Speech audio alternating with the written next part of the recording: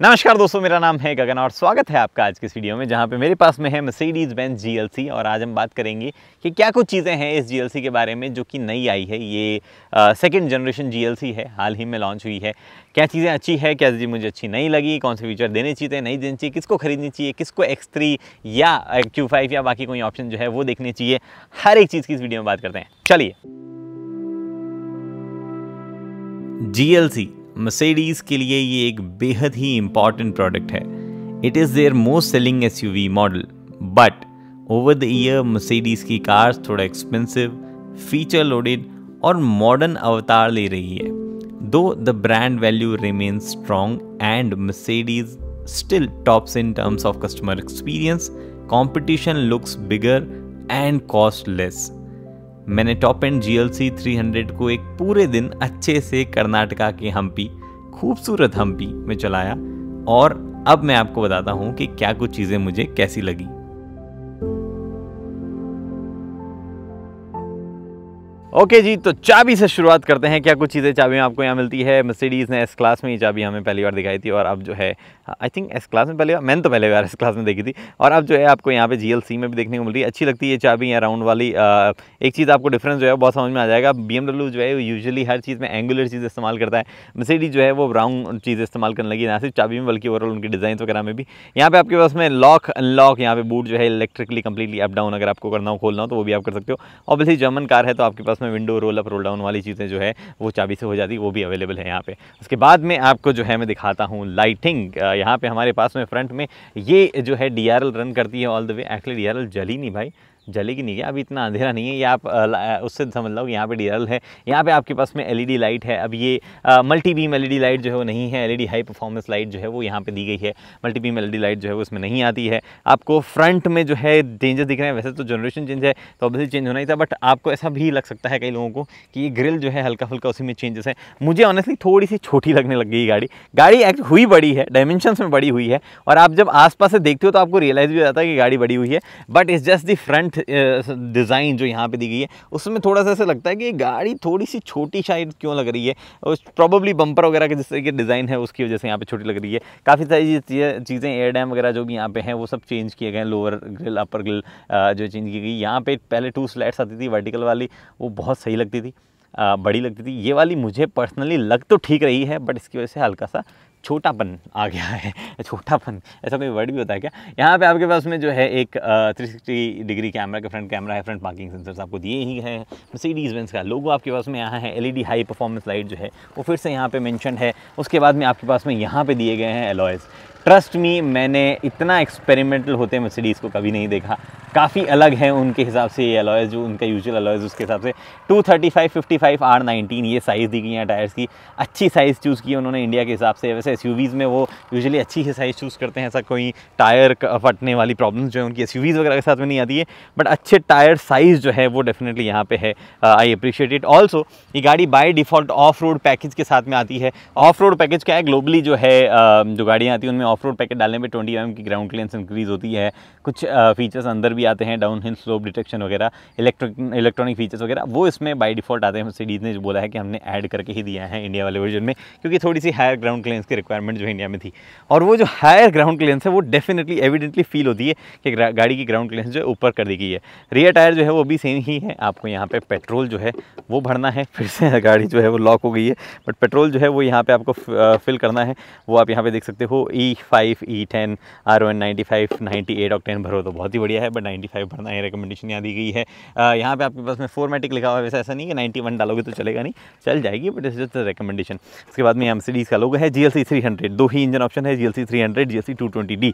220D या जो diesel है वो मैंने अभी तक नहीं चलाया है, बट आएगा लॉन्च के साथ ही में, और उसके बारे में भी थोड़ी सी बात परफॉर्मेंस के टाइम में मैं करूँगा। एक और चीज़ मैं आपको बताता हूँ इस गाड़ी के बारे में, जो यहाँ पे हमारे पास में ये जो दिया गया है रनिंग बोर्ड, भाई हल्का सा देख रहे हो आप डिज़ाइन इस रनिंग बोर्ड में जो डाली गई है, हल्का सा जो रनिंग बोर्ड में डिज़ाइन डाली गई है वो ऐसे जिस तरीके से डाली गई है बहुत ही इंटरेस्टिंग है। अगर मैं गाड़ी फिर से लॉक हो गई है और किसी भी तरीके का रिक्वेस्ट सेंसर जो है वो यहाँ पे नहीं आता है, जो कि थोड़ा सा प्रॉब्लमेटिक यहाँ पे। रनिंग बोर्ड जो है वो यहाँ पे हल्का सा ये जो डिज़ाइन आप यहाँ पे देख पा रहे हो वो काफ़ी सही है। अगर आप देखो जब आपको अंदर बाहर जाना हो तो उस वक्त जो है बहुत ही बढ़िया फील यहाँ पे वो देती है, मतलब पाँव जो है टच नहीं होता है। और ये वाला पोर्शन जो है वो हल्का सा रबराइज भी है, ऐसा मतलब बहुत हार्ड तो है, it's not like solid metal type का, ये नीचे वाला हल्का वाला, बट यहाँ पे स्क्रैचेस वगैरह आने के चांसेस कम है। ये वाला पार्ट जो है वो ब्रश एल्यूमिनियम में फिनिश्ड है। उसके बाद में यहाँ पे आपके पास में जो भी चीज़ें उसकी जैसी बातें अंदर करके करते हैं भैया, बाहर करके क्या करेंगे, अंदर जाके करते हैं। सबसे पहले तो मैं करता हूँ गाड़ी को चालू। भाई क्या लाइटिंग वाइटिंग, स्टार्स बने आ रहे हैं, क्या बात कर रहे हो आप, यहाँ पे बहुत ही सुंदर लग रहा है मामला। तो मैं कर लेता हूँ थोड़ा सा पीछे। मर्सिडीज़ की गाड़ियाँ जो है उनमें सीट जो है मोस्ट इलेक्ट्रिक होती है और यहाँ पे जो है बटन्स प्लेस रहते हैं। बट क्या कुछ चीज़ें कैसी लग रही है, क्या चीज़ें कैसा इंटीरियर लग रहा है, वो मुझे आप सबसे पहले बताओ। मैं आपको बताता हूँ चेंजेस क्या क्या है। पहले वाली स्क्रीन जो है वो चेंज हो गई है ऑब्वियसली, इसकी वजह से एमबीयूएक्स सिस्टम जो है वो भी चेंज हुआ है। ये वाला एमबीयूएक्स सिस्टम जो है एसयूवी में पहली बार आ रहा है। यहाँ पे आपके पास में जो है जो स्टीयरिंग है वो भी चेंज हुआ है। इंटीरियर में काफ़ी कुछ चीज़ें जो है वो बदली गई है। आपके पास में कलर स्कीम जो है यहाँ पे बेज है, आप 3 सेलेक्ट कर सकते हो, एक ब्राउन भी है, सियाना ब्राउन भी, और आपके पास में जो है बेज भी और ब्लैक जो है वो भी अवेलेबल है। उसके बाद में एम्बियन लाइटिंग आप देख पा रहे हो, मर्सिडीज़ की एम्बियन लाइटिंग गजब ही है, और वो एम्बियन लाइटिंग जो है यहाँ पे भी कंटिन्यू होती है। और ऑब्वियसली एयर वेंट वगैरह जो है हर जगह एम्बियन लाइटिंग आती है। बट एक एक करके एक एक चीज़ों की बात करते हैं। सॉफ्ट टच मटीरियल बहुत ही बढ़िया एल्यूमिनियम फिनिश यहाँ पे जो है फील, ब्रश एल्यूमिनियम फिनिश जो है वो इधर, और यहाँ पे जो एल्यूमिनियम फिनिश रगड़ दिया गया आपको, बहुत ही बढ़िया फिनिश लगती है ये ओवरऑल। यहाँ पे आपको पियानो ब्लैक का इस्तेमाल जो किया गया है, और ये पीछे जो है जो भी सेपरेशन है वो एम्बियन लाइट के साथ यहाँ पे हो रहा है। बड़े से कभी होल आपको जो है यहाँ पे भी मिल रहे हैं। बूट जो है उसका बटन यहाँ पे। एक और चीज़, बर्मेस्टर साउंड सिस्टम जो है वो दिया गया है 710 वॉट का यहाँ पे स्पीकर जो है सिस्टम दिया गया है। बर्मेस्टर का लोगो आप यहाँ देख पा रहे हैं, बहुत ही बढ़िया काम करता है। आई थिंक इस सेगमेंट में ये बेस्ट साउंड सिस्टम है। यस, आई बिलीव सबसे बेस्ट साउंड सिस्टम जो है वो ये कहा जा सकता है। उसके बाद में इस तरफ आपके पास में हेडलाइट जो है उसके कंट्रोल्स है। ये आपका इलेक्ट्रॉनिक पार्किंग ब्रेक जो है उसका कंट्रोल मैंने रिलीज़ कर दिया है, मैं वापस जो है लगा देता हूँ इसको। वैसे आपको उसको यूज़ करने की जरूरत नहीं पड़ेगी, अगर आप सीट बेल्ट लगा के चलाते हैं तो हमेशा पार्किंग ब्रेक जो है अपने आप रिलीज हो जाते हैं जैसे ही आप एक्सप्रेशन करने लगते हैं। तो उसके बाद में इधर आपके पास में अवेलेबल है गियर सेलेक्टर, टिपिकल मर्सिडीज़। इसके बाद में यहाँ पे आपके पास में वाइपर और इंडिकेटर कंट्रोल जो है वो दिए गए हैं। यहाँ पे भी पियानो ब्लैक फिनिश देखिए, बहुत ही अच्छा मटेरियल लगता है। फिट एंड फिनिश प्लास्टिक का जो ओवरऑल सिलेक्शन है उसमें मर्सिडीज़ का कोई मुकाबला नहीं है भाई। ये ना वीडियो में आपको थोड़ा ऑड लग रहा होगा, क्योंकि मुझे लग रहा था, आई डोंट नो आपको लग रहा है नहीं लग रहा है, थोड़ा सा ओल्ड टाइप लग रहा है, बट एक्चुअली में जब आप इसको यहाँ देखते हो तो बहुत ही सही लगता है। इसका ये ओवरऑल जिस तरीके से यहाँ पे फिनिश्ड है वो जब इन पर्सन जब देखते हो तब आपको बहुत अच्छा लगता है, उसमें कोई भी प्रॉब्लम मैसेज नहीं लगती है। सारे क्रूज कंट्रोल वगैरह के बटन जो है वो इस तरफ दिए गए हैं आपको। क्रूज कंट्रोल के अलावा अगर आपको जो MID है उसको अगर एक्सेस करना है तो उसमें भी कुछ चीज़ें जो है वो आप यहाँ से कर सकते हो। उसके बाद में सारे कंट्रोल्स आपकी वॉल्यूम, कॉल उठाना काटना, जो आपका फेवरेट बटन है, या फेवरेट मतलब ऐसा आपका खुद का फेवरेट नहीं, जो आपने फेवरेट सेट किया है वो यहाँ पे, और आपको स्क्रीन जो है उससे रिलेटेड कुछ शॉर्टकट्स वगैरह जो यहाँ दिए गए हैं। यहाँ आपके पास में दिए गए हैं paddle shifters, again brush aluminium finish. यहाँ पे आपके पास हॉर्न है, क्योंकि जगह खाली है, हमारे पास एक कैमरा पर्सन है, अपना ही बंदा है, तो हॉर्न बजा के सुनाता हूँ मैं।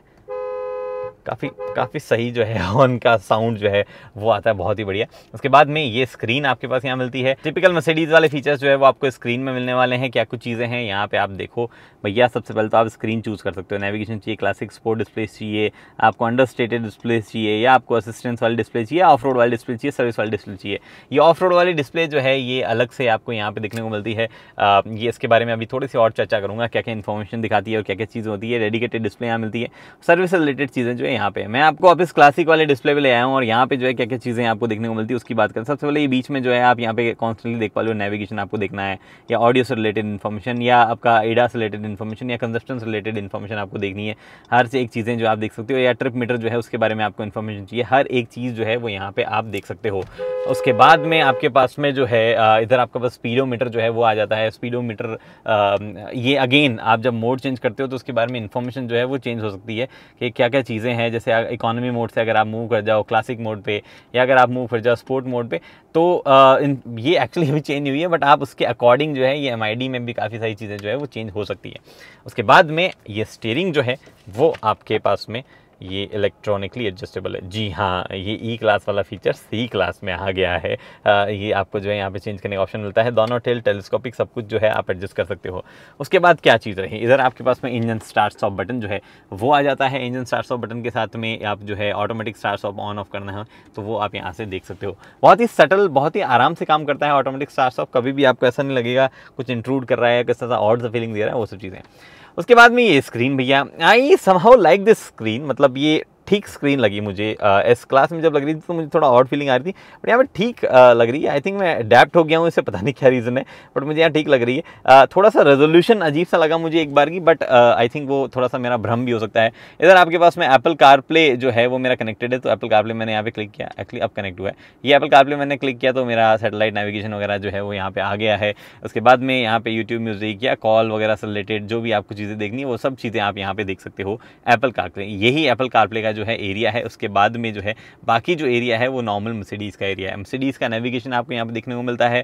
उसके बाद में आपको कुछ शॉर्टकट्स मिलते हैं जिसमें consumption, traffic, right overview, manual display of browser, ये सब चीज़ें आप देख पा रहे हो। उसके बाद में आपके पास में जो है कुछ शॉर्टकट जो है वो यहाँ पे भी है, जैसे कनेक्टिविटी शॉर्टकट जो है वो आपको देखना हो तो टिपिकली आप यहाँ पे दबाओगे, मतलब ऑब्वियसली आप यहाँ दबाओगे तो वो आपको यहाँ पे खुलते हुए दिख जाएंगे। उसके बाद में इधर आते हैं, अब हमारा मेन काम हुआ यहाँ पे app settings, comfort, phone, radio, media, of road info. Of road के बारे में जो जानकारी नहीं दी थी वो मैं दूंगा आपको, ऐसे मैं छोड़ूंगा नहीं मैं आपको। ये लो, चलो ऑफ रोड से शुरुआत करते हैं। ऑफ रोड में क्या कुछ चीज़ें जो है आपको देखने को मिलती है, बहुत सारी चीज़ें जो है ऑफ रोड में यहाँ पे प्लेस की जाती है। टायर प्रेशर जो है वो आप देख सकते हो, टायर टेम्परेचर जो है वो आप देख सकते हो, पोजीशन जो है आपकी खुद की गाड़ी की वो देख सकते हो आप यहाँ पे। यहाँ गाड़ी का एंगल क्या है वो आप देख सकते हो, तो 7 डिग्रीज आप देख सकते हो। मैंने गाड़ी 1 डिग्री, आप जो मैंने गाड़ी को ऐसे 1 डिग्री मैंने गाड़ी को ऊपर की तरफ ऐसे झुका रखा है। अगर मैं इस पोजीशन को आगे पीछे मूव करूँगा तो वो भी चीज़ें यहाँ पे हो जाएगी। उसके बाद में ये बड़ा इंटरेस्टिंग कैमरा है, ये क्या कर रहा है, मेरे को दिखा रहा है गाड़ी के नीचे का व्यू। इसको बोलते, मर्सिडीज बोलती है बोनेट व्यू, ऐसा कुछ जो है कहा जाता है। होगा क्या इसमें, जब मैं गाड़ी को आगे बढ़ाऊंगा तो आप देखोगे, ये देखो बोनेट व्यू जो इधर आ गया। अगर मैं टर्न करके पीछे ले जाऊंगा तो इसने वो भी रिकॉर्ड किया हुआ है। और एक्चुअली ये मैं पीछे गया इसलिए थोड़ा सा जो है, अगर मैं वापस आगे जाऊंगा तो भी देखना, टेढ़ा जाऊंगा तो भी जो है बड़ा इंटरेस्टिंग सा ये बना। अगर मैं वापस ऐसे घूम जाऊंगा तो भी उसको पता है कि कहाँ पे क्या चीज़ ड्रॉ करनी है। बहुत ही सही, बहुत ही इंटरेस्टिंग जो है ये चीज़ है। हाँ, कुछ गाड़ियाँ, कुछ कंपनी और भी देती है इसको, बट यहाँ पे भी जो है इम्प्लीमेंटेशन बहुत ही सही हुआ है, ये मेरे कहने का मतलब है। Engine data, position, tyre temperature, आगे नहीं, ये चीज़ें यहाँ पे अवेलेबल है। यहाँ पे आपके पास में कंपस जो है वो आपको दिखा रहा है कि 85 डिग्री ईस्ट, 491 मीटर सी लेवल से मैं ऊँचा हूँ। बाकी सारी चीज़ें जो है यूजुअली कोई इनको यूज़ नहीं करेगा, बट ऐसे फील गुड होता है। बाय द वे, ये तो मैं बताना भूल गया आपको कि यहाँ पे जो ऑफ रोड डिस्प्ले है वो आपको क्या क्या दिखाती है। यहाँ पे जो ऑफ रोड डिस्प्ले वो भी आपको सिमिलर चीज़ें दिखाती है। कोई भी MID ऐसी, MID की HUD जैसी चीज़ नहीं आती है, बट हाँ ये इन्फॉर्मेशन आपको यहाँ आती है। स्टिल इसके साथ साथ आपको जो है टेकोमीटर वगैरह जो है वो भी दिखता रहता है और डिजिटल स्पीड जो है वो ऊपर दिखती ही रहती है। उसके बाद में ये नेविगेशन बड़ा सही नेविगेशन है भाई। अच्छा, GLC बना रहा है क्या यहाँ पे? ओहो, बता रहा है कि GLC में बैठे हो आप, ऐसे जूम करते हो तो सनरूफ वनरूफ सब बनी हुई आ रही है। एनीवे, मीडिया सेटिंग्स, हाँ सेटिंग्स में आ जाता हूँ मैं। कुछ कुछ चीज़ें मुझे यहाँ पे भी आपको दिखानी थी। असिस्टेंस से रिलेटेड, डाउनहिल स्पीड रेगुलेशन, ये जो आप देख पा रहे हो ये ऑफ रोड पैकेज का पार्ट यहाँ पे है। उसके बाद में collision avoidance, multiple ADAS features जो है वो आपको दिए जाते हैं, वो आप यहाँ देख पा रहे हो। असिस्टेंस फीचर्स में अटेंशन असिस्ट जो है वो आता है। कैमरा जो है वो आपका GPS बेस एक्टिवेशन उसका होना चाहिए, नहीं होना चाहिए, मतलब आपने कोई जगह डाल रखी है वहाँ आते अपने आप कैमरा चालू हो जाए, तो ये किसी ने डाल रखी है डेमोन्स्ट्रेशन के लिए, वो यहाँ देख पा रहे हो। ओपन कैमरा कवर, अगर आपको सर्विस करना है पीछे तो कैमरा कवर जो है पीछे जहाँ मर्सिडीज़ का लोगो है वो ओपन हो जाता है, और अगर आपको बंद करना है तो बंद भी हो जाता है। यहाँ पे पार्किंग जो है उससे रिलेटेड सेटिंग्स है, पार्किंग चाइम या ऑडियो फेड आउट कब होनी चाहिए, मनोरिंग असिस्टेंट आपको चाहिए नहीं चाहिए। व्हीकल से रिलेटेड बाकी सेटिंग्स, ड्राइविंग में टायर से related setting, car wash mode. Car wash mode basically India में काम करनी है, जो ऑटोमेटिक कार वॉश है उसके लिए ये जो आता है काम में। उसके बाद में आपके पास में ऑक्यूपेंट प्रोटेक्शन अगर आपको चाहिए तो उससे रिलेटेड के बेल्ट जो है वो एडजस्टमेंट होना चाहिए नहीं होना चाहिए, लगाने के बाद में हल्का सा टाइटन हो जाता है। ओपन क्लोज, ये ऑटोमेटिक लॉकिंग अनलॉकिंग है, जहाँ पे ऑटोमेटिक लॉकिंग अनलॉक, एक्चुअली गाड़ी जब चलती है तो उसके बाद वो है ऑटोमेटिक लॉकिंग वाला फंक्शन। उसके बाद में मुझे कुछ यहाँ सेट करना था, अकोस्टिक लॉक, ये जब हो लॉक अनलॉक तो थोड़ा पता चल जाए, इसलिए मैंने यहाँ पे ये सेट कर लिया अपने लिए। एक अच्छी सी साउंड है, तो ऐसा बुरी सी साउंड नहीं है, तो मेरे लिए वो चल जाती है। उसके बाद में ESP वगैरह से रिलेटेड सेटिंग्स, लाइट से रिलेटेड सेटिंग, इंडिकेटर वगैरह की सेटिंग, कितनी बार क्या ब्लिंक होना चाहिए, एक्सट्री लाइटिंग में डिले क्या होना चाहिए, एम्बिएंट लाइटिंग, भाई दुनिया भर की कलर जो है वो आपको यहाँ मिल रही है। देखो 62 कलर ऑप्शन जो है आपको यहाँ पे मिल पा रहे हैं। मैं अभी लाल लगाता हूँ, लाल है सब कुछ चीज़ें लाल हैं वो मैंने यहाँ पे कर दी है। मल्टी कलर चाहिए आपको ऊपर वाले नीचे वाले डैश में अलग अलग, तो वो भी आपको मिल जाएगी। ब्राइटनेस अगर इंक्रीज़ करनी तो वो भी मिल जाएगी। इफेक्ट आपको चाहिए तो वो भी आपको यहाँ मिल जाएगा। हर तरीके की चीज़ें जो भैया आपको यहाँ पे पेश की जाएगी। उसके बाद में व्हीकल सिस्टम में सेटिंग्स में आता हूँ। डिस्प्ले मैसेजेस, यहाँ पे मेरे को कुछ आपको दिखाना था। डिस्प्ले ब्राइटनेस, होम स्क्रीन, यहाँ पे मुझे आपको क्या दिखाना था, डिस्प्ले ब्राइटनेस, वो सब तो ठीक है। Driver display, graphic goodies, home screen, zero layer, home screen zero layer, हाँ एक्चुअली ये वाली चीज़ यहाँ पे सेट करनी थी। तो जब अब आप देखोगे तो होम स्क्रीन जो है वो थोड़ी सी चेंज हो गई। ये आपने टिपिकली देखी होगी, किसी ने तो वो दूसरी वाली सेट कर दी। मुझे थोड़ी सी ज़्यादा फेमिलियर, ज़्यादा पसंद है, क्योंकि मुझे यहाँ पे शॉर्टकट्स का भी ऑप्शन मिलता है। जैसे मान लो मेरे को कंफर्ट में सीधा सीट के एडजस्टमेंट पे जाना है, तो सीट काइनेटिक और सही सीट काइनेटिक पे जाना है, तो सीट काइनेटिक सीधे यहाँ पे आ गई। अगर मुझे जाना है कि भैया मुझे एम्बिएंट लाइटिंग वगैरह जाना है, तो वो चीज़ें जो है आपके पास में सीधा ये टच किया और उस पर यहाँ पे जंप हो गया। तो डायरेक्टली आप इंटरनल सेटिंग पे जंप कर सकते हो, बजाय कि मैं पहले इसमें गया फिर उसके बाद में मैं उसमें गया। तो वो चीज़ें जो है वैसे यहाँ पे आप ऑब्वियसली ये विजेट्स आगे ऊपर जिसमें फेवरेट्स आप ऐड कर सकते हो। पीछे आ जाओ भाई, अब इनके बारे में बहुत बातें हो गई, इनके बारे में ज़्यादा बातें मुझे नहीं करनी है। ऐसा मुझे नहीं लगता कुछ इसमें है। इसमें एयर सस्पेंशन और आपको रियर व्हील स्टीयरिंग का ऑप्शन आता है, बट इंडिया में वो ऑप्शन आएगा ही नहीं आएगा, उसके बारे में मर्सिडीज़ ने कोई भी क्लैरिटी नहीं दी है अभी। एक्चुअली क्लैरिटी क्या मैंने पूछा नहीं उनसे। उसके बाद में जब भी आप टेम्परेचर सेट करते हो तो अगेन आप देख पा रहे हो ये है यहाँ पे रेड हो गया, अगर लोअर ले जाओगे तो ब्लू जो है वो टर्न हो गया। तो वो टिपिकल चीज़ें जो है मर्सिडीज़ के साथ में आती है वो आती रहेगी यहाँ पे। ये आपके पास में वायरलेस चार्जिंग का ऑप्शन अवेलेबल है नीचे। अच्छे खासा बड़ा फ़ोन है मेरा S23 अल्ट्रा, वो वहाँ पहुँच गया है और वायरलेस चार्जिंग जो है वो शुरू हो गई है। नीचे देख रहे हो वो दिख रहा था, वायरलेस चार्जिंग शुरू हो गई है। उसके बाद 2 USB Type-C मिलती है। ये आपके पास में कप या बॉटल होल्डर मिलते हैं, जिनको आप एक्चुअल में ऐसे करके बंद भी कर सकते हो। कोई कैप यहाँ पे भूल गया है, ये वापस कैसे खुलेगा, पुश करो तो ये ऐसे ऐसे घूम जाता है। थोड़ा सा और स्पेस आपके पास यहाँ पे बहुत ही ईजिली सही तरीके से बंद होता है। ये पहले ऐसा नहीं था यहाँ पे पुरानी GLC में। ये आपके पास में ऐश ट्रे कह लो इसको, और आपके पास में एक एम्बिएंट लाइट है बहुत ही अच्छी सी। 2 USB Type-C जो है वो इधर में मिलती है आपको। उसके बाद में ये भी बड़ा सा ग्लव बॉक्स आपको मिलता है, बहुत ज़्यादा बड़ा तो नहीं है बट डिसेंट बड़ा है, और उसमें भी जो है लाइट आपको मिलती है। क्या सही एम्बिएंट लाइटिंग लगाते हैं मर्सिडीज़ वाले। ये आपके पास में इलेक्ट्रोकॉमिक मिरर है। यहाँ पे आपके पास में पूरा पैनल जो है वो मल्टीपल चीज़ें करता है। सबसे पहले तो मेरी फेवरेट चीज़ करता है वो ये लाइट, बहुत ही ब्राइट, बहुत ही बढ़िया लाइट मुझे लगती है। एम्बिएंट लाइट जो है वो यहाँ पे भी आप देख पा रहे हो, थ्रू आउट देख पा रहे हो। यहाँ पे कार की लाइटिंग अगर आपको 1 टच में ऑन करनी है तो वो आप यहाँ से कर सकते हो। एक्चुअली हुई नहीं ऑन, हाँ हो ही है, मेरे को दिखी नहीं, थोड़ा स्लोली होती है, ऐसा एकदम से नहीं होती है। वो इधर लाइट जो है वो वहाँ पे ऑन हो गई है। उसके बाद में यहाँ पे अगर आपको ये जलाओगे तो सारी लाइटिंग जो है वो ऑन हो जाएगी। उसके बाद मर्सिडीज़ मी कॉल करना है या SOS आपको करना है तो वो सब चीज़ें आप यहाँ पे देख पा रहे हो। ये जो आप देख पा रहे हो टच बेस्ड है, ऐसे मैंने मूव किया, आपकी शेड जो है वो यहाँ पे हट गया है। और उसके बाद में ये वापस अगर आप इधर करोगे तो शेड जो है वो वापस की तरफ आ रहा है। सिंपल सा गेम है। थोड़ा सा मैंने कैमरा एंगल चेंज किया। हाँ, तो अगर आप इसको दबा दोगे तो सनरूफ जो है वो यहाँ पे ऊपर की तरफ होगी, और अगर आप फिर स्लाइड कर दोगे इसको तो फिर खुलेगी भैया लाखों दिलों की धड़कन सनरूफ। अब सनरूफ जो है वो यहाँ पे जी हाँ जाती है, काफ़ी लंबी दूरी तक जाती है। एक्चुअली थोड़ी सी और पीछे जाती है आई थिंक, अच्छा इतनी ही पीछे जाती है, मुझे लग रहा था थोड़ी सी और ये पीछे मूव करेगी, but still it's a good opening जहाँ पे है आप बाहर निकल सकते हो। खड़ी गाड़ी में, चलती गाड़ी में निकले तो भैया फिर क्या फ़ायदा मर्सिडीज़ लेके इतने पैसे होने का आपका, लोगों को इतना ही नहीं पता कि चलती गाड़ी में बाहर नहीं निकलते हैं।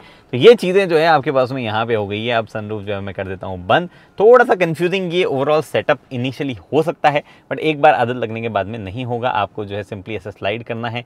ये मैंने ऐसा स्लाइड किया, हाँ उल्टा साइड हो गया क्या भाई, ऐसा स्लाइड किया मैंने, अब मुझे करना है बंद। ये जो है हमारे पास में शेड जो है धीरे धीरे आ रहा है। मैं खुद अभी आदत नहीं डाल पाया हूँ, आप जो है ओनर जो है उनको भी 2-3 दिन लग सकते हैं इसमें। एनीवे, यहाँ पे हमारे पास में वैनिटी मिरर विथ लाइट है, काफ़ी ब्राइट लाइट, काफ़ी bright vanity mirror. But lakh रुपए का प्रश्न जो है वो ये है KBC में कि क्या ये एक्सटेंड होता है, नहीं होता है? नहीं होता है जी हाँ, ये इतना स्पेस बाकी छोड़ देता जो वहाँ से जो है धूप आती है। GLE आपको लेनी पड़ेगी भैया इन सब चीज़ों के लिए। तो GLC में ये छोटी छोटी चीज़ें जो है वो नहीं मिलती है। एनीवे, अभी जो है मुद्दे वाली चीज़ है कि भैया GLC ही लेनी है। आप तो ये बताओ स्पेस कितना मिलता है। अगर आप मुझसे ये पूछोगे तो उसका जवाब मैं दे सकता हूँ। ये सीट मैंने अपने हिसाब से एडजस्ट कर ली है। स्टीयरिंग जो है, वैसे तो स्टीयरिंग का कोई काम नहीं है पीछे वाली सीट का स्पेस दिखाने में, बट फिर भी मैंने अपने हिसाब से एडजस्ट कर लिया है ताकि मैं, हाँ ये मैंने सब कुछ अपने हिसाब से एडजस्ट किया है। Let's go on the back seat और देखते हैं कि बैक सीट जो है वो कैसी फीलिंग कहाँ दे रही है। ये हम आए पीछे, और बैक सीट में एक चीज़ बहुत अच्छी है, वो मैं पहले ही आपको बताता हूँ, और वो है ये मैनुअली आपको सनशेड जो है वो लगा सकते हो आप। वैसे तो धूप नहीं है आज मेरे यहाँ पे, तो मेरे को इतनी ज़रूरत नहीं है, बट फिर भी ये दिया जाता है। I appreciate this feature. उसके बाद में भाई एक तो ये जो ग्रेप करने के लिए चीज़ें दी गई ना, क्या सही लगती है यार, मैं क्या बताऊँ मैं आपको, बहुत ही सही जो है ओवरऑल ये लगती है। ये हमने किया बंद। हमारे पास में यहाँ पे है स्पेस अच्छा खासा, ये आप देख पा रहे हो। लैपटॉप एक रखा गया मैगजीन होल्डर में, मैगजीन वैसे भी कोई पढ़ता नहीं है।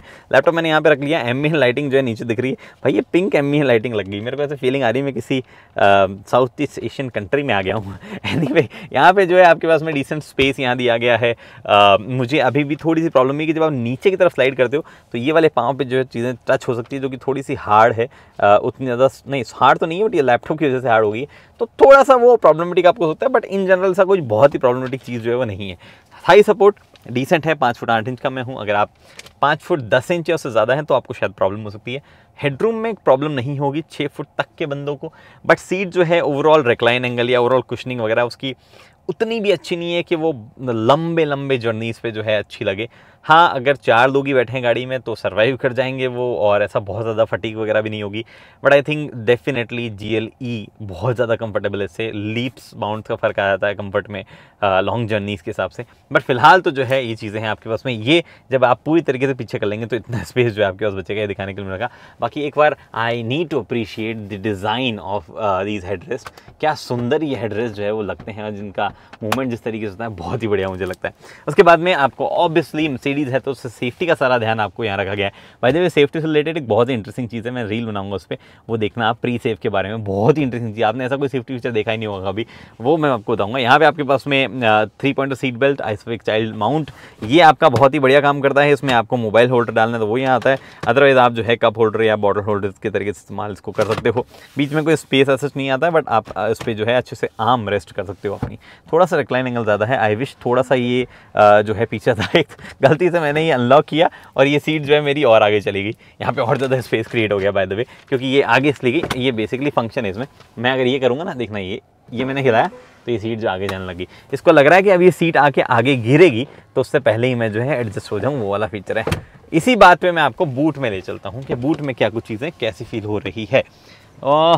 एक्चुअली बीच कलर जो है मुझे लग तो बहुत सही रहा है, बट आई एम श्योर ये थोड़ा सा मेंटेन करना पड़ेगा। बाय द वे मैं एमिनिटीज़ बताना भूल गया आपको। AC कंट्रोल्स आते हैं आपके पास में, थोड़ा स्पेस यहाँ आता है। 2 टाइप C जो है वो आप नीचे की तरफ देख पा रहे हैं, वहाँ पे आपको दी गई है। और उसके बाद में ऊपर की तरफ लाइट जो है और कोटुक्स वगैरह जो है, ये लाइट बहुत ही ब्राइट बहुत ही प्यारी है, और कोटुक्स वगैरह जो है वो भी आपको दिए ही गए हैं। गाड़ी आई थिंक थोड़े से बड़े रूफ रेल्स इसमें दे देते तो चल जाता। वैसे इसमें जो है एक एक्सरसाइज वर्जन भी आता है, जिसमें आप आता नहीं है, आप एक्सेसरी ले सकते हो, जिसमें मर्सिडीज़ जो है वो ऊपर आपको एक टैंक बैग बोल रहा हूँ मैं, बाइक इतनी चला ली मैंने, रूफ टॉप जो है आप स्पेस जो है वो भी, स्टोरेज जो है वो भी लगा सकते हो। इलेक्ट्रिकली बूट होता है, बूट स्पेस डिसेंट है, बहुत बड़ा नहीं है, बट आपको अब थोड़ा सा बेटर अंदाज़ा होगा। अच्छा खासा बूट स्पेस है, आप बड़े सूटकेसेस डेफिनेटली ले जा सकते हो। आई थिंक कंपटीशन की कार्स में थोड़ा सा बेटर बूट स्पेस आता है, ज़्यादा फ़र्क नहीं है। लेकिन नीचे की तरफ आपको स्पेयर टायर जो है वो मिलता है, छोटू वाला। सारे टूल्स वगैरह जो है वो नीचे दिए जाते हैं, अच्छा खासा स्पेस है। आप इनफैक्ट स्पेयर टायर होने के बावजूद पंचर किट वगैरह रख सकते हो, इतना स्पेस है। इलेक्ट्रिकली सीट जो है आगे चली जाती है, रिलीज़ होती है बस, तो वो भी आपको यहाँ पे देखने को मिलता है। उसके बाद में आप जो है बात करते हैं ड्राइविंग, बट उससे पहले सनसेट जो है वो आपको वहाँ कहीं कोने में दिख रहा हो तो दिखाता हूँ, बहुत ही सुंदर दिख रहा है। ओके जी, तो शुरुआत करते हैं अब गाड़ी की ड्राइविंग सीट से बात करने की। विजिबिलिटी की बात करते हैं सबसे पहले। भाई विजिबिलिटी तो इनके पास में क्या बड़े बड़े सींग हैं, इनके सींग की विजिबिलिटी बहुत अच्छी है। एनीवे तो विजिबिलिटी जो है उससे शुरुआत करते हैं। वैसे तो गाड़ी जो है उसमें आपको थोड़ा सा AC वेंट्स वगैरह ऊपर हो गए हैं, और हल्का सा हुड जो है वो भी ऐसे पॉप आउट हुआ दिखता है। बट एक तो आप खुद अब ऊपर बैठते हैं, ग्राउंड क्लियरेंस बढ़ गई है उसकी वजह से, और दूसरा जो है ओवरऑल विजिबिलिटी में अभी भी किसी भी तरीके की कोई शिकायत नहीं है। अच्छे खासे जो है आपको ORVM से व्यू आता है। IRVM जो है वो भी ऑलमोस्ट क्लियर है, थोड़ा सा सीट्स इंक्लूड करती है, बट ऐसा कुछ प्रॉब्लम नहीं है। पिलर्स वगैरह जो है वो भी एकदम सही रखे गए हैं, परफेक्ट है विजिबिलिटी के मामले में। अगर आपको हल्की फुल्की प्रॉब्लम होने भी लग जाए तो गाड़ी जो है उसके पार्किंग सेंसर्स और 360 डिग्री कैमरा जो है वो आपका काम आसान कर देते हैं। कोई भी शिकायत जो है आपको किसी भी तरीके की होगी नहीं। उसके बाद में बात आती है ड्राइविंग सीट से एर्गोनॉमिक्स वगैरह की, तो हर एक चीज़ रीच में है। स्क्रीन का आखिरी एज जो है वो मैं रीच आउट कर पा रहा हूँ ईजिली, कोई भी प्रॉब्लम नहीं है। AC वेंट जो है वो पकड़ में है, जो चीज़ जहाँ दी गई है वो एकदम बढ़िया सॉर्टेड काम करती है। वो टच पैनल या ऐसा कुछ यहाँ पे नहीं दिया गया रेस्ट वेस्ट करने के हिसाब से, बट आई थिंक ये जिस तरीके से दिया गया उसमें भी कोई इशू ऐसा जो है मुझे कहीं भी नहीं हुआ, कोई एर्गोनॉमिक वाइज सच मेजर इशू जो है वो मुझे फील करने में नहीं हुआ। हर एक चीज़ हर एक जगह आप जो है थोड़ा सा बढ़िया सा हाथ रख के या जैसा भी आप कंफर्टेबली चलाना चाहो, या ड्राइवर अगर एर्गोनॉमिकली स्टीयरिंग वगैरह भी जो एडजस्ट करना चाहे तो वो भी सारी चीज़ें जो है इन रीच है और ईजीली एडजस्ट जो है वहाँ पे हो जाती है। उसके बाद में बात आती है ड्राइवर सीट कंफर्ट की। तो देखो ड्राइवर सीट कंफर्ट ऐसा है कि आप जिस तरीके से एडजस्ट करना चाहते हो अपनी सीट को, आप जिस तरीके से एडजस्ट करना चाहते हो अपने स्टीयरिंग को, अपनी पोजीशन को, ड्राइवर पोजीशन को, हर एक चीज़ परफेक्टली हो पाती है। अगर भैया आपको पोजीशन एडजस्ट करने में, मिरर विरर करने में दिक्कत हो रही है तो गाड़ी में सिंपली ऑप्शन आता है कि आप अपनी हाइट जो है वो सेव कर दो, जैसे मैंने आपको दिखाया हाइट सेव कर दो और वो जो है आपकी सीट पोजीशन अपने आप ही सेट हो जाती है। तो कोई भी इशू जो है उससे जुड़ा हुआ भी नहीं है, बहुत ही सॉर्टेड वहाँ पे वो चीज़ है। अब मुद्दे की बातों पे आ जाते हैं। मुद्दे की बातें क्या होती है? वेल मुद्दे की बातें ये होती है कि इंजन कैसा है, परफॉर्मेंस कैसी है। 48 वोल्ट हाइब्रिड सिस्टम जो है वो ऐड किया गया है इंटीग्रेटेड स्टार्टर जनरेटर मोटर जो है उसके थ्रू, तो वो कैसा फील यहाँ पे हो रहा है। टॉक अबाउट परफॉर्मेंस और यहाँ पे आपके पास में EQS आ जाती है। एनीवे तो वो कैसा कहाँ पे आपको फील होता है? वेल सबसे पहले इंजन की पावर्स वगैरह, पावर फिगर्स वगैरह जो है वो मैं आपको बता दूं।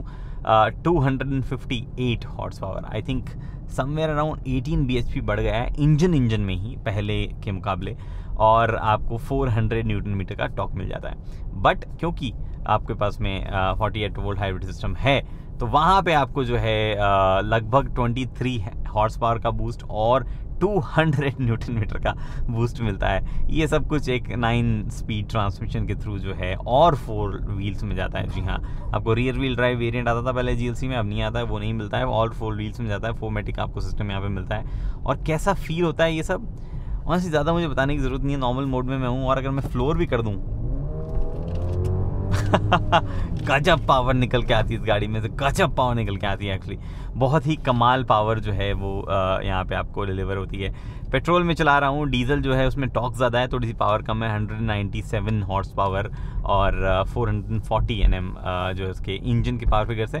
और जो इलेक्ट्रिक बूस्ट है वो तो सिमिलर ही रहता है, उसमें कोई चेंजेस नहीं है, तो उसमें भी कुछ भी ऐसी चीज़ जो है वो नहीं होने वाली है। हाउएवर आपको डीजल जो है थोड़ा सा ज़्यादा टॉर्कियर होने की वजह से हो सकता है स्पिरिटेड लगे कुछ पॉइंट पे, लेकिन 0 to 100 फिगर्स कुछ ऐसे हैं कि ये 6.7 और समथिंग सेकेंड्स में जो है ये वाली करती है। वो ऑलमोस्ट 8 सेकेंड आपको ले लेता है डीजल। बट सबसे बड़ी बात डीजल की ये है, और एडास काम कर गया, दीदी लोग जो है वो क्लोज आ गए थे। सबसे बड़ी चीज़ जो है इस गाड़ी के बारे में वो ये है कि आपकी मतलब सब डीजल के बारे में ये है कि वो फ्यूल एफिशिएंसी है। ऑलमोस्ट 20 kmpl फ्यूल एफिशिएंसी आती है, almost 19 point something fuel efficiency जो है क्लेम करता है मर्सिडीज़। हाँ, अब वो रियल लाइफ में कम होगी थोड़ी बहुत, लेकिन फिर भी बहुत ही बढ़िया फ्यूल एफिशिएंसी है for a car that weighs almost 1900 something kg। और उसके बाद में जो है 4मैटिक है, सब कुछ है आपके पास में, तो उस तरीके से जो है वो फ्यूल एफिशिएंसी अगर देखा जाए तो भयंकर फ्यूल एफिशिएंसी, भाई मज़ेदार चीज़ है वो। बट एक और चीज़ है फ्यूल एफिशिएंसी के साथ में फिर वो ये कि पेट्रोल हम चला रहे हैं उसमें फ्यूल एफिशिएंसी कितनी मिलेगी। हाँ, आपको कुछ सिटीज़ में आपको ये रजिस्ट्रेशन का ज़्यादा लंबा मिलता है, वो सब चीज़ें होती है, बैन वगैरह होने के चांसेस कम होते हैं पेट्रोल के डीजल के मुकाबले। बट अगर आपकी रनिंग 1000-1500 किलोमीटर के आसपास है तो आप डेफिनेटली ये भी कंसिडर कर सकते हैं। फ्यूल एफिशिएंसी बुरी नहीं है, 14 के आसपास की क्लेम फ्यूल एफिशिएंसी है। आप हाईवे पे अगर 100 के नीचे की स्पीड से चलेंगे तो आप एक्चुअल में 14 की फ्यूल एफिशिएंसी निकाल पाएंगे। अगर आप चलते हैं सिटीज़ वगैरह में मोस्टली तो you can expect a fuel efficiency of around 10 kmpl। अगर आप फास्ट बहुत ही ऐसे स्पिरिटेड परफॉर्मेंस वगैरह निकाल रहे हैं तो फिर फ्यूल एफिशिएंसी ड्रॉप हो गई, because this is not a proper hybrid strong hybrid. वो जो 48 वोल्ट वाला सिस्टम है इज़ जस्ट हेल्पिंग आउट, तो उस वजह से फ्यूल एफिशिएंसी उतनी भी अच्छी खासी इंप्रूव नहीं होगी जैसा आप सोच रहे हो कि भैया किसी हाइब्रिड में हो जाएगी। However I don't think petrol के हिसाब से भी अगर आप देखें जिस तरीके की गाड़ी है 10 to 11 kmpl सिटी में और 14 to 14.5 kmpl सिटी में is a bad fuel efficiency, मुझे नहीं लगता किसी को भी लगेगी। बाकी तो भैया बातें ये है कि ओवरऑल ट्रांसमिशन वगैरह लग कैसा रहा है चलने, स्टार्टिंग में पिकअप कैसा है, क्रूजिंग कैसी है, आवाज़ कैसी है, उन सब की तो बात करना भूल ही गए मैं, उनकी भी बात कर लेते हैं। देखो गियर बॉक्स का सिंपल सा सीन है कि गाड़ी जो है वो 9 स्पीड का गियर बॉक्स आपको ना हर पॉइंट पे राइट गियर में रखने की कोशिश करता है, और ये गाड़ी परफेक्टली करती है वो। मतलब आपको किसी भी पॉइंट पे ऐसा नहीं लगेगा कि ये ऑटोमेटिक ट्रांसमिशन जो है सही गियर में नहीं रख पा रहा है ऐसा कुछ, अनलेस आप ऐसे चलते चलते अचानक से फ्लोर कर दो जैसे मैंने किया, तो it will definitely take some time जहाँ पे वो एग्जैक्ट गियर में जाके आपको वो अच्छी सी पावर देगा।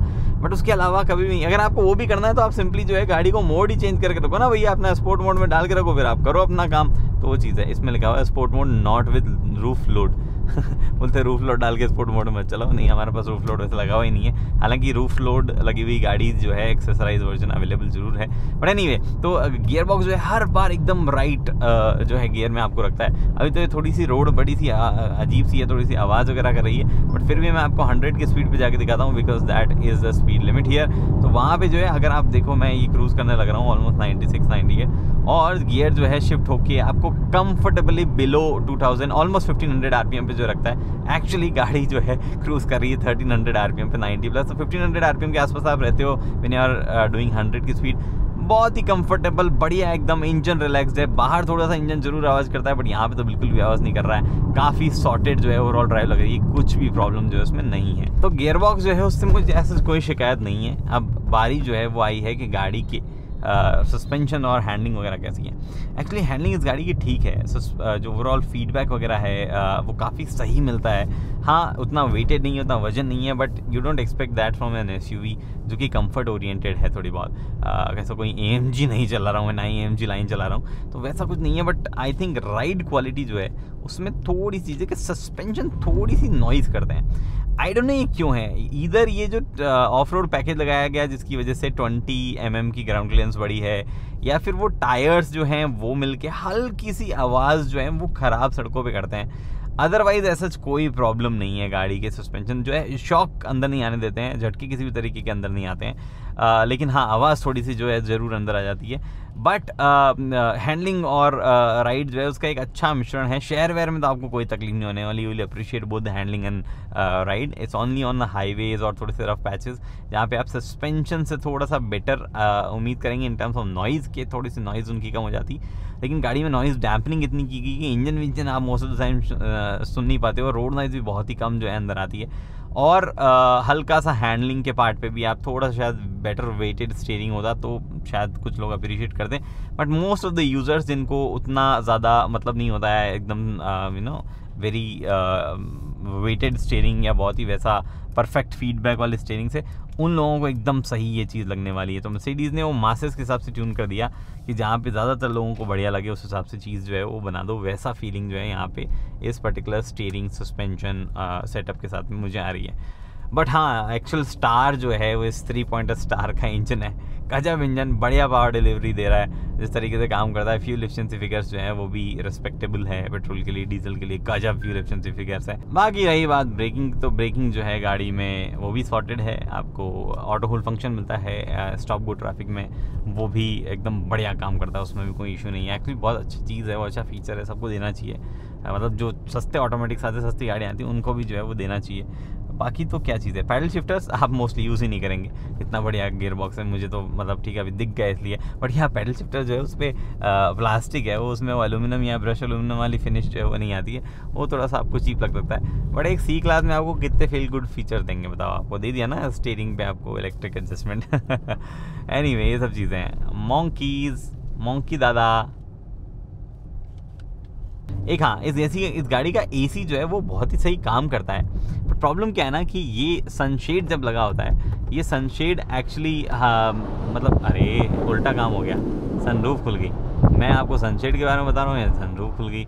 तो सनशेड जो है वो ट्रांसपेरेंट है थोड़ा बहुत, उसमें मतलब वो कम्प्लीटली ब्लैकआउट नहीं है, तो वो एक इश्यू उसके साथ में है कि वो जो है प्रॉपर होना चाहिए था। अदरवाइज़ क्या होता है ना कि अभी तो चलो ठीक है, इतने अच्छे वेदर में ऑलमोस्ट 34 डिग्री के आसपास ही टोटल टेम्परेचर गया था जब धूप थी तब, बट फिर भी जो है थोड़ा सा ज़्यादा टेम्परेचर होगा तब ये काफ़ी प्रॉब्लमेटिक हो सकता है, स्पेशली उन कार्स में जिनमें ब्लैक इंटीरियर्स है। इस वाले में बेज है, उतना प्रॉब्लम नहीं थी, ब्राउन में भी शायद उतना ना बट हो जाए। देखो ये आपको सूरज जो है दिख ही पा रहा होगा, तो ये चीज़ें हैं। अभी कैमरा में तो बहुत ज़्यादा दिख रहा होगा, बट फिर भी डिसेंट टाइप का ब्लॉक करता है, बट फुल्ली ब्लॉक जो है वो नहीं करता है। तो जी भैया कंक्लूजन क्या है, कीमत क्या है, किसको लेनी चाहिए किसको नहीं लेनी चाहिए उसकी बात करते हैं। सबसे पहले प्राइस का गैस मारते हैं। मेरे ख्याल से इस गाड़ी की प्राइस 73 लाख से 77-78 79, चलो मर्सिडीज़ के लिए ये कर दिया, 79 लैक्स जो है वो होनी चाहिए। दो ही इंजन ऑप्शन है, डीजल और पेट्रोल, सिंपल सा, ऐसा कुछ ज़्यादा नहीं है। Rear wheel drive, 4 wheel drive ऐसा कुछ नहीं है, सिर्फ फॉर्मेटिक जो है वही आपके पास ऑप्शन अवेलेबल है। मुझे यूँ लगता है कि ये गाड़ी जो है वो it should cost around this price, क्योंकि गाड़ी में फीचर्स बहुत लोड किए गए हैं। मर्सिडीज़ की गाड़ियाँ अगर आप देखो तो थोड़े से ज़्यादा महंगी जो है वो रही है बाकी कंपटीशन से, जहाँ X5 जो है वो 69 लाख, X5 तो मेरी फेवरेट है इसलिए मुझसे निकल गया, X3 जो है वो 69 लाख में जो है उसका टॉप एंड आ जाता है। यहाँ पे जो है ये केस नहीं होने वाला है, ये थोड़ी सी महंगी रहने वाली है। किसके लिए है?